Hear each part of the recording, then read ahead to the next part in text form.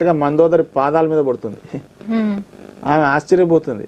అప్పుడు అంటే చూసావమ్మా రామబాణం యొక్క శక్తి ఏంటో అని. సరే తల్లి. ఓకే గురుగారు, కాలర్ ఉన్నారు. హలో. హలో, నమస్తే అండి. హలో, నమస్కారం మేడం. మీ పేరు? భాగ్యలక్ష్మి అండి. భాగ్యలక్ష్మి గారు ఎక్కడి నుంచి కాల్ చేస్తున్నారు? నల్లకొండ నుంచి చేస్తున్నామండి. ఓకే అండి, ఎవరి గురించి తెలుసుకోవాలనుకుంటున్నారండి? మా వారి గురించి అండి, శ్రీనివాస్. మీకు పుట్టిన తేదీ అండి? 12/5/68 అండి. పుట్టిన సమయం అండి? సమయం ఐడియా లేదండి. ఉదయం సాయంత్రం ఐడియా లేదు. ఉదయం. శ్రీనివాస? అవును సార్. నమస్కారం గురుగారు. చెప్పమ్మా, ఏమడగాలనుకుంటాం మీ వారి గురించి? లేదు గురుగారు, 30 సంవత్సరాల నుంచి ఆయన ఫైనాన్షియల్ గా ఇబ్బందులు పడుతూనే ఉన్నారు. ఆయనతో ఒక క్లారిటీగా లేదు. ఏ బిజినెస్ చేయాలి అర్థం అవ్వట్లేదు.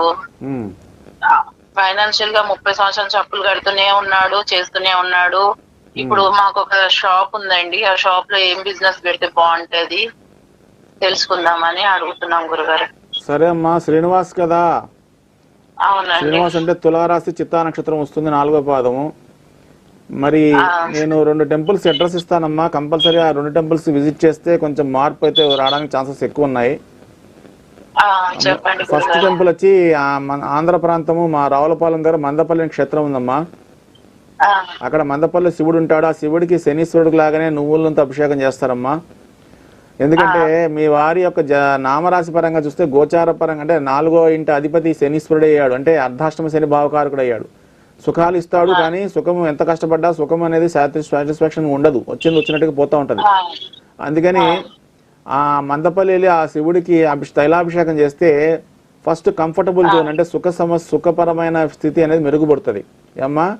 అలాగే మైండ్ సెట్ కూడా మార్పు చెందుతుంది. అంటే అతని ఆలోచన తీరు కూడా మారుతుంది. తర్వాత అతని యొక్క తర్వాత కొంచెం పితృదోషం కూడా కనబడుతుంది. కాబట్టి మీ వారిని అక్కడి నుంచి పిఠాపురం అమ్మ 2.5 గంటల ప్రయాణం. అక్కడ కుకుటేశ్వర స్వామి దేవాలయం, స్వయంభూ శివుడు, అది పాదగయ క్షేత్రం అంటారు. అదే దత్తాత్రేయుల వారు జన్మించిన ప్రదేశము. గురుబలానిచ్చే క్షేత్రం అమ్మ అది. అలాగే శక్తిపీఠం కూడా ఉంది. అక్కడికి వెళ్ళి మీ వారు తన పితృదోష నివారణ సంకల్పంలో పూజ చేయించమనండి. దానివల్ల అతనుకున్న భాగ్య సంబంధమైన దోషం పోయి భాగ్య సంబంధమైన అభివృద్ధి వస్తుంది. ఈ 2 చేసుకోమనండి. చెప్తానమ్మా, వినండి. తర్వాత ఈ 2 పూజలు మస్ట్ అండ్ షూట్ చేస్తేనే మీ వారిలో మార్పు అనేది వస్తుంది, గ్రోత్ కనబడుతుంది. Point number 1. రెండవది ఏంటంటే ప్రతి నెల దశమి నాడు శివుడికి చెరుకు రసంతో అభిషేకం చేయమనండి. ఏ వ్యాపారమైనా చేయనియండి.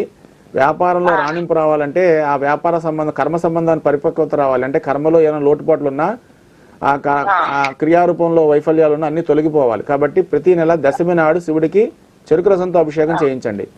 తర్వాత మీ వారి యొక్క రాశిని బట్టి చూస్తే బట్టల వ్యాపారం బాగా కలిసి వస్తుందమ్మా.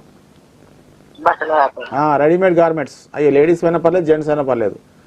రెండవది ఆటోమొబైల్ ఫీల్డ్, అంటే ఆటోమొబైల్ సంబంధించిన స్పేర్ పార్ట్స్ కానీ లేదా లేదా మధ్యలో కమిషన్ ఏజెంట్ లాగా, అంటే సెకండ్ హ్యాండ్ వెహికల్స్ కొనడం, అమ్మటం, లేదా మధ్యలో ఉండి ఇప్పించడం, ఇట్లాంటివి కూడా చేసుకోవచ్చు.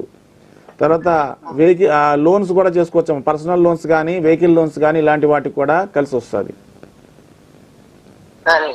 రైట్ అమ్మా. ఓకే అండి, గురుగారు చెప్పినట్టు పాటించండి, మీకు చక్కటి ఫలితాలు దక్కుతాయి. గురువు గారు, పూజలు ఫలితాలు కార్యక్రమంలో చిన్న విరామం తీసుకుందాం. విరామం తర్వాత కంటిన్యూ చేద్దాం గురుగారు. పూజలు ఫలితాలు కార్యక్రమంలో చిన్న